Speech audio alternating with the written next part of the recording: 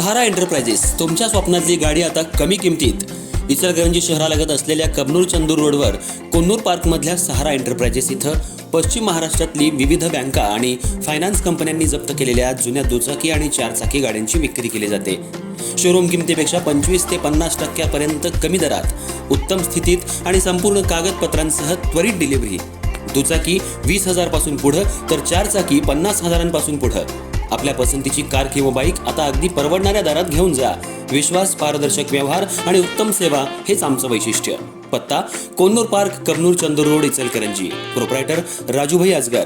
संपर्क 8055810910 आणि 9860785786. सहारा एंटरप्राइजेस, दर्जा, विश्वास आणि बचत यांचं परिपूर्ण ठिकाण.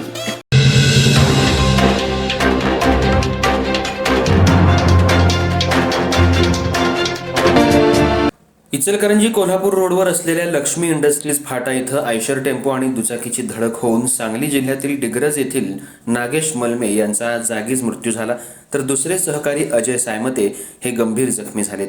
त्यांच्यावर सध्या एका खासगी रुग्णालयात उपचार सुरू आहेत. या घटनेची नोंद हातकणंगले पोलीस ठाण्यात झाली आहे.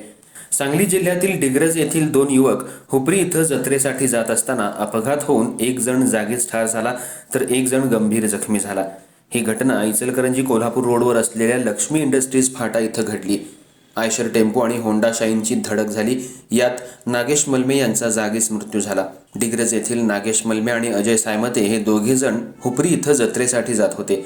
लक्ष्मी इंडस्ट्रीज फाटा इथं हे दोघे जण हुपरीच्या दिशेनं जात असताना आयशर टेम्पोची समोरासमोर धडक बसली. यावेळी हे दोघे रस्त्याच्या कडेला पडले. आयशर टेम्पो चालकानं धडक दिल्यानंतर तिथून पळ काढला.